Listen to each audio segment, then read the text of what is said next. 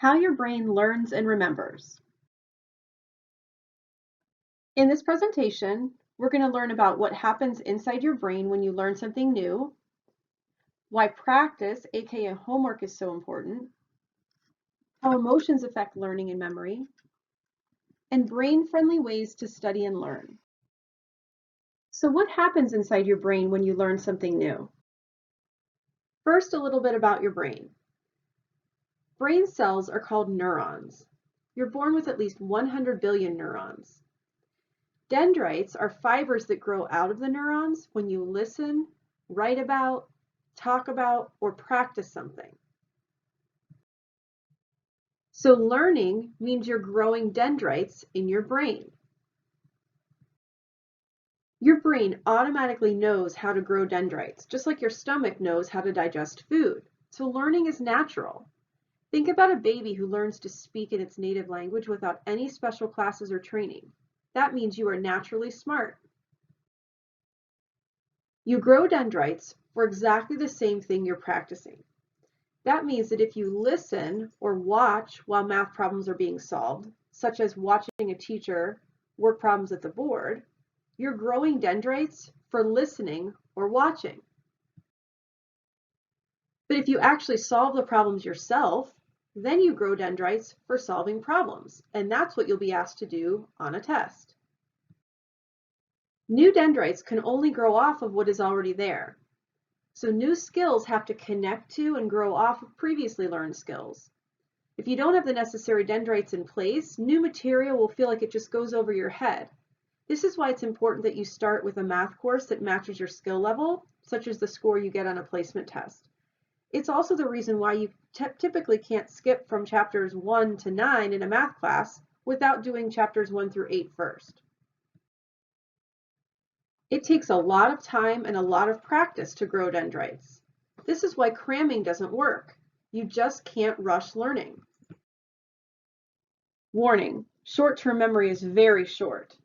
If you learn something new and only do it once or twice, the dendrite connection is super fragile and can disappear within hours. Within 20 minutes, you remember only 60%. Within 24 hours, you're down to only 30%.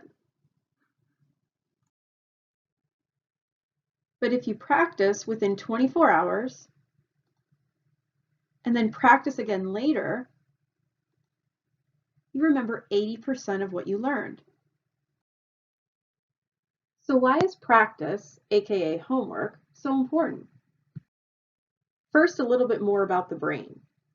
When two dendrites grow close together, a contact point is formed, and there's a small gap at that contact point that's called a synapse. Messages are sent from one neuron to another as electrical signals travel across the synapse. Neurotransmitters are special chemicals that carry the electrical signals across the synapse. But when you practice something, the contact area becomes wider and more neurotransmitters are stored there, so it's easier for the signals to cross the synapse. So practice builds stronger connections between neurons. Practice can even build double connections between neurons. When you practice something, the dendrites grow thicker with a fatty coating of myelin. The thicker the dendrites, the faster the signals travel. The myelin coating also reduces interference, so practice builds faster connections between neurons. Stronger and faster connections between neurons last a very long time. This means that you remember what you learn. Myelin insulation allows neurons to recover faster after signals are sent and get ready to send the next signal more quickly.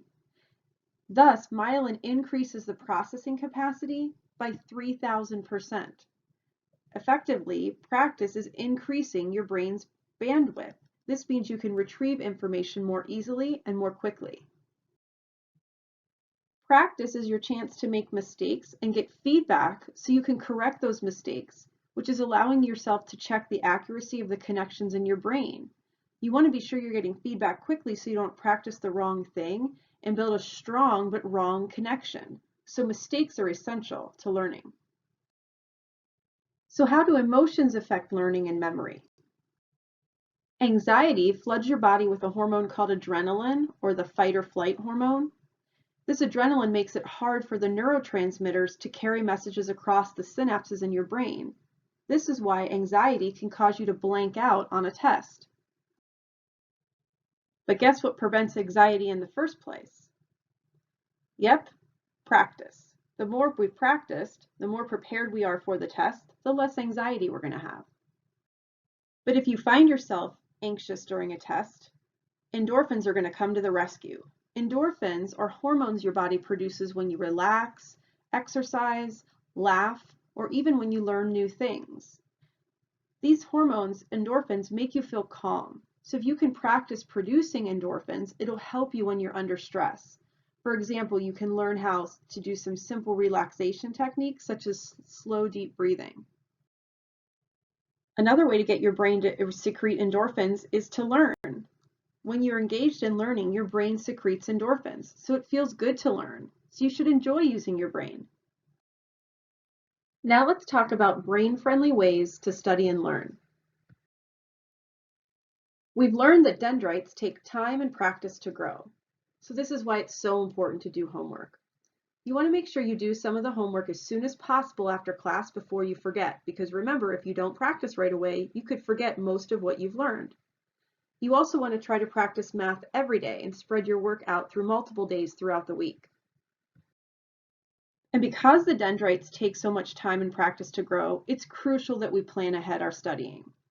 This is why trying to cram everything into your brain the night before a test just won't work. Cramming also causes anxiety, which can inhibit learning and memory.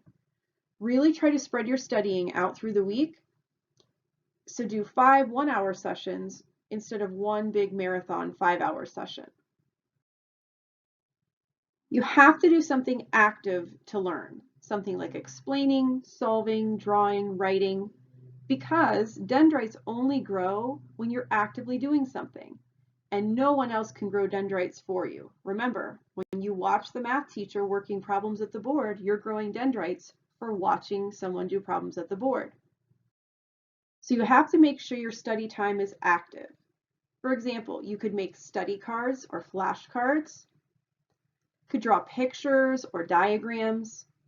Make sure you're solving lots of problems, especially in math, and checking your answers to make sure you're checking any incorrect connections in your brain. Another great way to check your understanding is to explain it to another person. And also creating a practice test. Retrieval practice is one of the most effective study strategies that you can do. And try to work it in the same amount of time that you'll be given in class to try to mimic those testing conditions. Remember, learning is not a spectator sport, so let's play. Keep calm and grow dendrites by working your brain.